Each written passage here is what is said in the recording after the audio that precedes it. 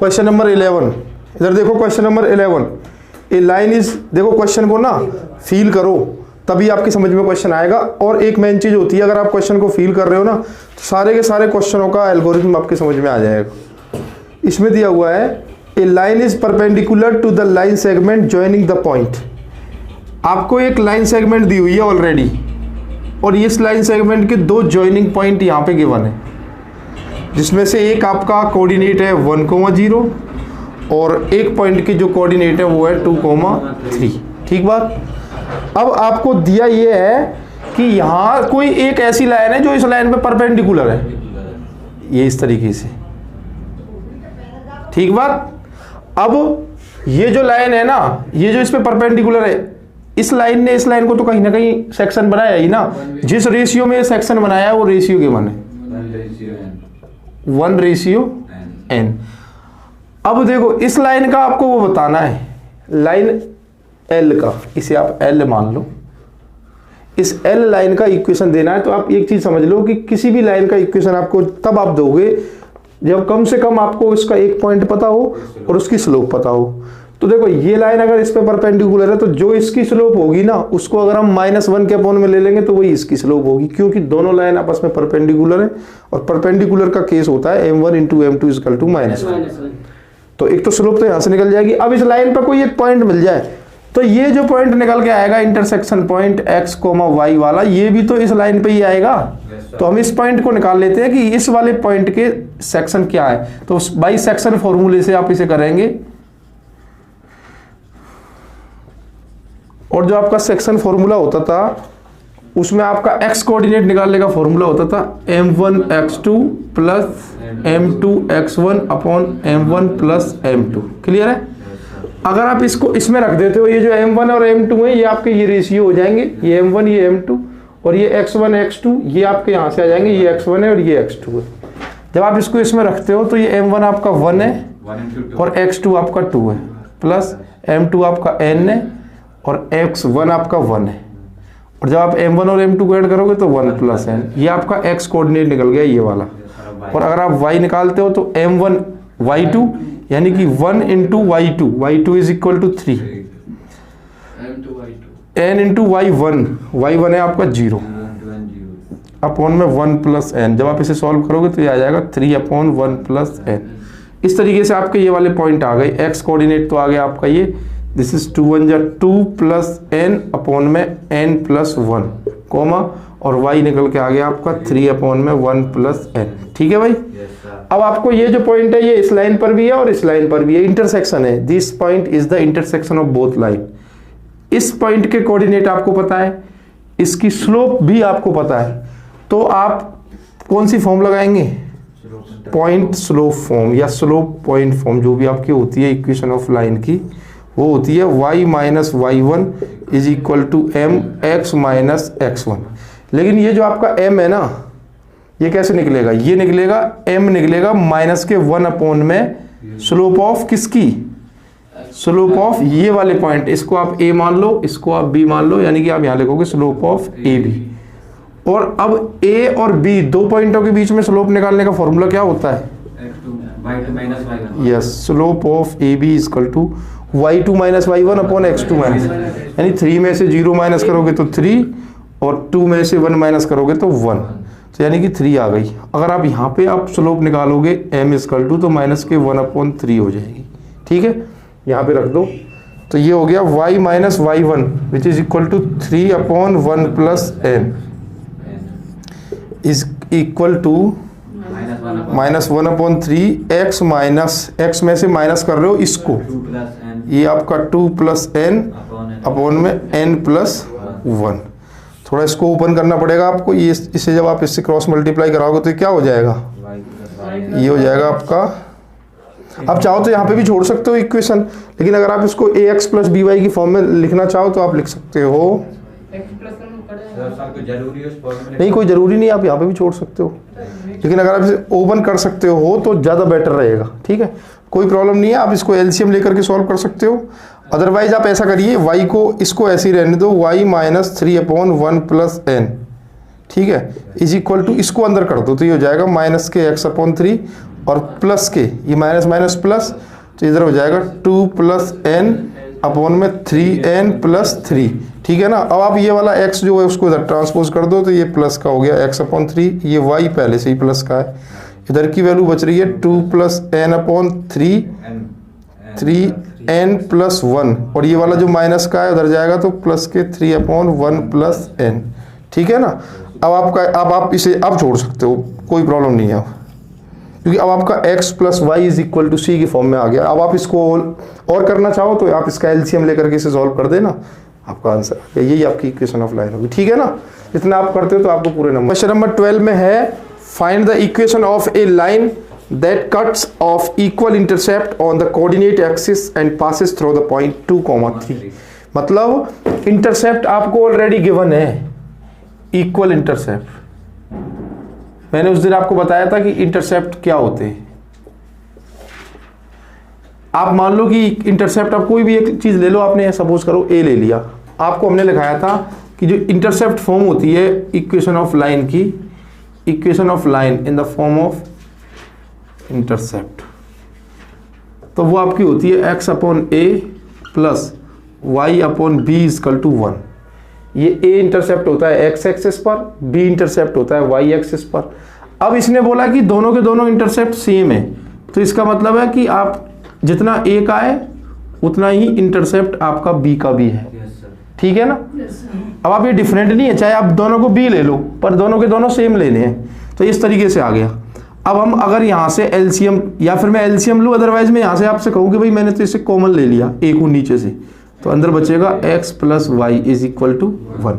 अब ये जो 1 अपॉन ए है, इधर क्रॉस मल्टीप्लाई होकर क्या हो जाएगा a, तो आपकी इक्वेशन आ गई x plus y is equal to a। ये a क्या है? a वो आपकी यूनिट डिस्टेंस है ओरिजिन से, जो कि x एक्सिस और y एक्सिस दोनों पर समान है। अब इसने एक चीज और बोली थी कि ये वाली जो इक्वेशन है ना, ये पास हो रही है, पासिस थ्रू, नहीं ओरिजिन से नहीं थी, पासिस थ्रू ए पॉइंट, एक गिवन पॉइंट है जिसके कोऑर्डिनेट है 2,3, इससे पास हो रही है। तो इससे पास हो रही होगी ये वाली इक्वेशन, तो ये सेटिस्फाई करेगी इसको x और इसको y।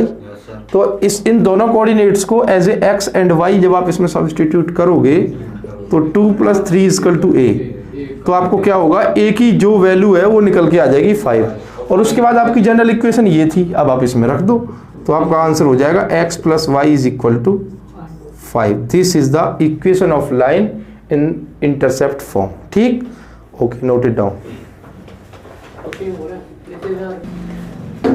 In this question,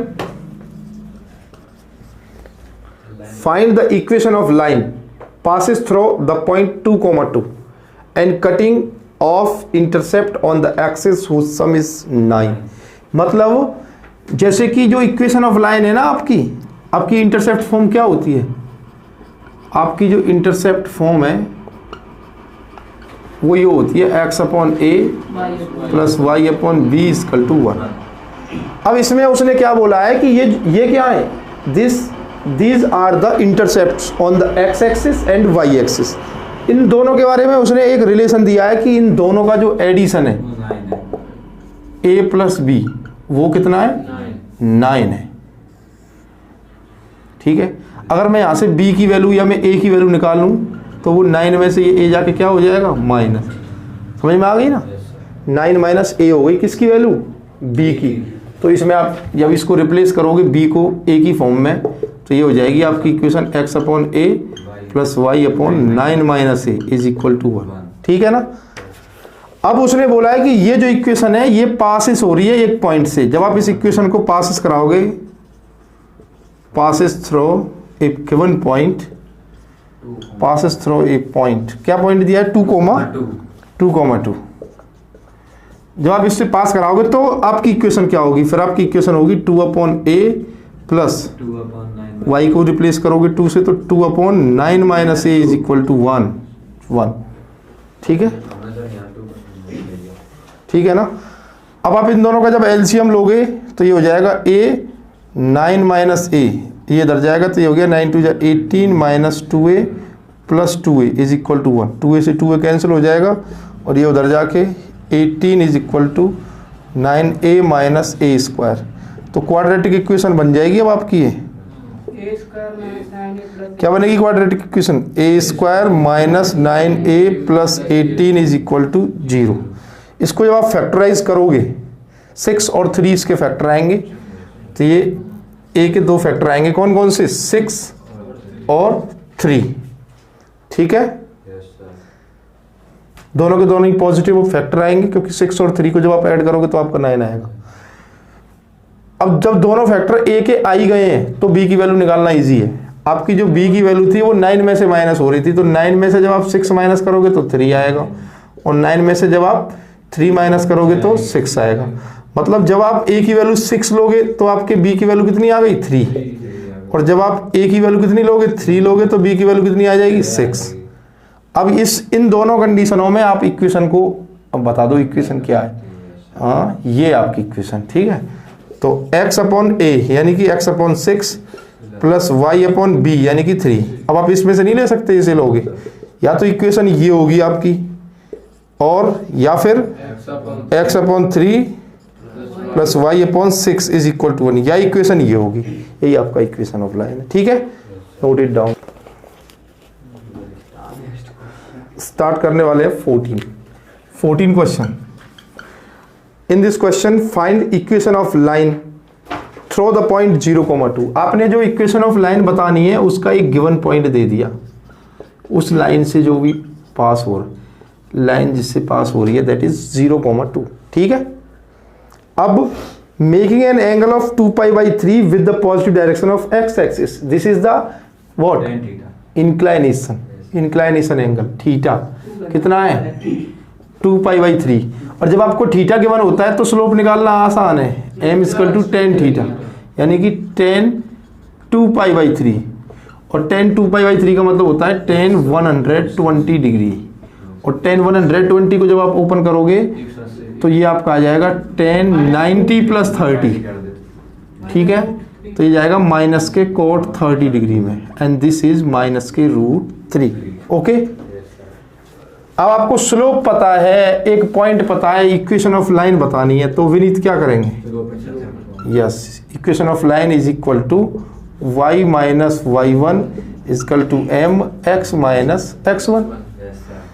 तो y माइनस y1 ये आपका 2 है, इजकल टू m, स्लोप आपकी माइनस के √3 है, तो x minus 0 because x1 is given here 0। तो ये क्या हो जाएगा? y minus 2 is equal to minus के √3x, and the equation is √3x plus y is equal to 2.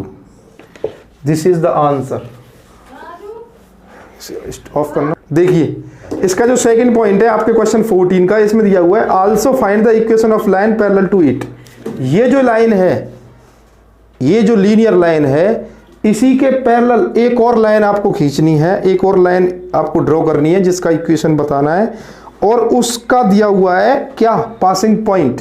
क्या पासिंग पॉइंट दिया है कि उसका जो कोऑर्डिनेट है वो at a distance of 2 unit below the origin on y axis. y axis पर ओरिजिन के बिलो में, यानी ओरिजिन के नीचे आपका वो लाई कर रहा है, तो इसका मतलब वो पॉइंट क्या हो गया? उसके कोऑर्डिनेट क्या हो गए? x पे तो वो 0 हो गया क्योंकि उसमें y एक्सिस पे है, -2 हो गया, क्योंकि जब आप लाइन के ओरिजिन के बिलो में करोगे तो उस आपके कोऑर्डिनेट जो आएगा वो on the negative y axis पे आएगा। अब पॉइंट आपके पास है ये, स्लोप के लिए उसने बोला है कि इसके पैरेलल है। जब दो लाइन आपस में पैरेलल होती हैं तो उनकी स्लोप कभी भी डिफरेंट नहीं हो सकती, तो अब आपका जो स्लोप होगा वही हो जाएगी जो सेम थी, माइनस के √3। और जब आपको पॉइंट पता है और स्लोप पता है तो इक्वेशन ऑफ लाइन आप अपने तरफ से कर लेना। ठीक है, ओके। नाउ क्वेश्चन नंबर 15वें क्वेश्चन में दिया हुआ है आपको,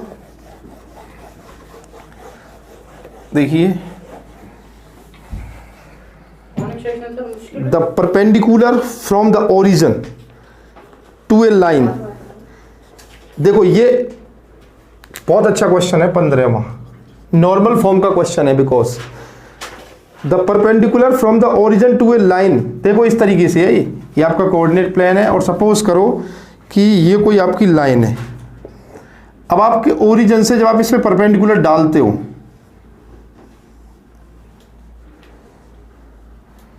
इस लाइन को जिस पॉइंट पर इंटरसेक्ट करता है वो है आपका -2,9। इसका मतलब ये लाइन इस क्वाड्रेंट में तो हो ही नहीं सकती है, फिगर गलत, क्योंकि नेगेटिव आ गया ना इसमें, तो आपके पॉजिटिव होते हैं।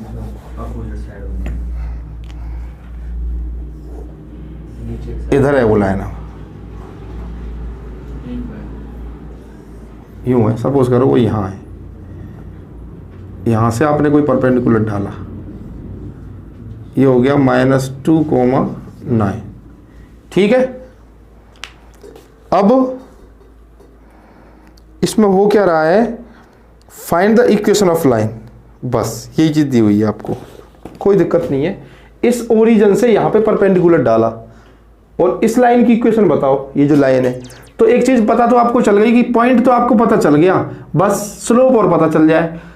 स्लोप इसका पता करने के लिए आपको पता होना चाहिए कि ये वाली जो लाइन है इसकी जो स्लोप होगी, अगर हम उसकी स्लोप को -1 के अपॉन में ले लेंगे तो हमारी ये वाली स्लोप निकल जाएगी, क्योंकि ये वाली लाइन और ये वाली लाइन दोनों आपस में परपेंडिकुलर है। और इसकी स्लोप निकालना आसान है, क्योंकि इसको आपको एक पॉइंट ये पता है और एक ये ओरिजिन पता है, 0,0 पता है कि नहीं पता है। तो इसको मान लो O और इसको मान लो A, तो आप स्लोप निकाल लो OA की, स्लोप ऑफ लाइन OA ये निकलेगी आपकी y2 - y1 upon x2 - x1 से। जब आप इसे सॉल्व करोगे तो ये आ जाएगा 0 - 9 अपॉन 0 + 2, दिस इज -9/2। और इसकी जो स्लोप है ये मान लो ये m1 है और आपको इसके लिए स्लोप चाहिए m2, तो -1 के अपॉन में m1 आ जाएगा, यानी कि ये आपका आ जाएगा 2/9। अब आपके पास स्लोप है और एक पॉइंट है, -2,9 है और एक स्लोप है। तो अब आप इक्वेशन ऑफ लाइन के लिए क्या करोगे, यस, एक slope intercept form, y - y1 = m and x - x1। तो ये हो जाएगा आपका 9y - 81 = 2x + 4। इनको उधर ले जाएंगे तो ये हो जाएगा 2x - 9y = -81 - 4। तो ये 2x - 9y = -85। चाहो तो इसे इधर ले आओ, 2x + 9y + 85 = 0, which is the required equation of line. ठीक है, note it down, pause the video to note it down. Minus के 9y आएगा क्योंकि यहाँ पे माइनस का है। ओके, उतारो जल्दी से इसका। 15, 16, 16वें क्वेश्चन में दिया हुआ है the length L in centimetre of A copper rod is a linear function of its Celsius temperature in C। मतलब आपका जो लेंथ है सेंटीमीटर में दिया हुआ है किसी कॉपर रॉड का, और उसको जब लीनियर फंक्शन में लेंगे तो उसका जो सेल्सियस टेम्परेचर है वो C में मेजर किया गया है। ठीक है, इन एन एक्सपेरिमेंट, एक एक्सपेरिमेंट है जिसमें आपका L की वैल्यू जो है यानी जो लेंथ है वो 124.942 सेंटीमीटर है, और जो कब है जब उसका टेम्परेचर कितना है 20 डिग्री सेल्सियस है, और जब उसकी लेंथ 125.134 होती है लेंथ, तब उसका टेम्परेचर हो जाता है 110 डिग्री। तो आप अब बताइए एक्सप्रेस करो किसको, L को in the term of C में, L को यानी लेंथ को in the term of C में एक्सप्रेस करो। तो अब ये L और C है ना, आप इन्हें किसी भी क्वाड्रेंट पे एक्सिस के थ्रू ले लीजिए। Late length L is lie on, length को आप ले लीजिए किस पे, x एक्सिस पे, and Celsius C is lie on y axis. ठीक है, इस तरीके से आपका क्वाड्रेंट बनेगा। ये आपका इस पे आएगा क्या L और इस पे आएगा C। तो इसने एक लीनियर फॉर्म में दे रखा है और उसके पॉइंट दिए हुए हैं किस तरीके से। हाँ, L जब आप L कितना दिया हुआ है सबसे पहले 124.942, जब ये आपका L है तो उस टाइम पे आपका C कितना है 20 है, और जब आपका L 125.134 है,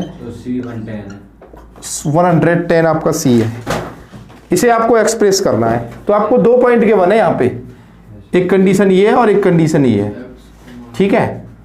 तो आपको सपोज करो ये कोई आपकी कॉपर रॉड है और आपको इसको L in the term of C represent करना है, तो उसमें जब आपको 2 पॉइंट के बने तो इस तरीके से इसके 2 पॉइंट हो जाएंगे 124.942, 20। एक तो ये हो गया आपका पॉइंट, मान लो ये कोई A है, और एक B पॉइंट आपका इससे क्रिएट होगा 125.134, 110, ठीक है ना। इसमें हमने x एक्सिस वाली एब्सिसा को फर्स्ट में लिया है और आपका y वाले को बाद में लिया है, यानी कि सेकंड ऑर्डिनेट फॉर्म में।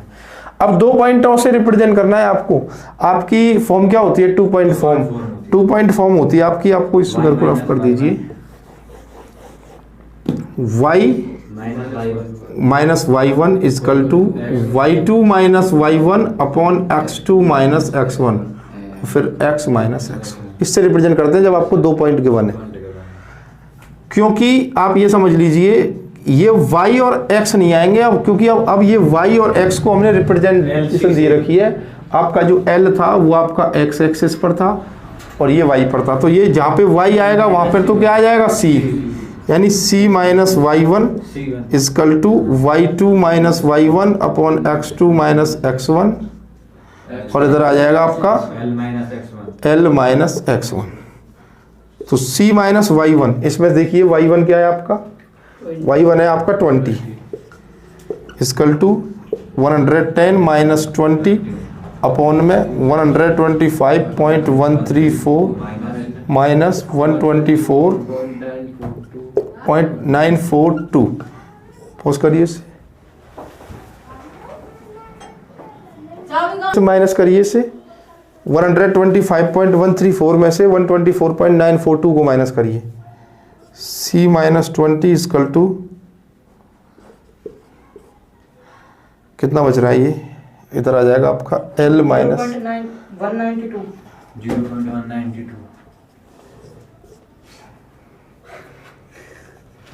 कितना आ रहा है? 0.192, और इधर आ जाएगा L माइनस 124.942, ठीक है ना। अब आप इसको रिप्लेस कर लीजिए, c minus 20 is equal to point से आप 0 इंक्रीज हो जाएंगे ऊपर 3, तो ये हो जाएगा 90,000 अपॉन 192, और इधर आ जाएगा L माइनस 124.942। अब इसको इधर ले आओ तो ये हो गया 192c माइनस इसका मल्टीप्लाई करिए, ठीक है, is equal to 90,000 L minus multiply करो 9 से इसका,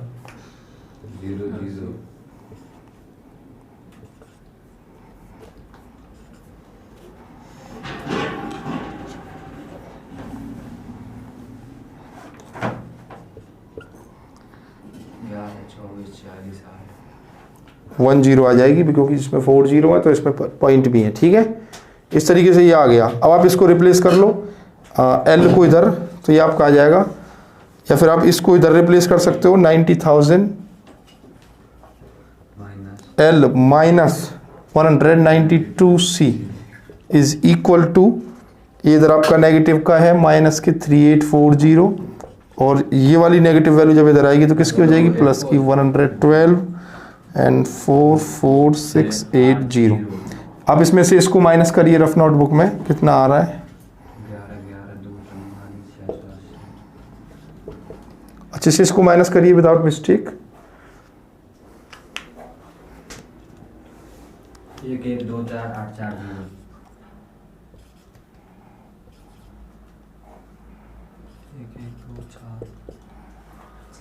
चेक करो 11240,840 यही आ रहा है ना माइनस करके।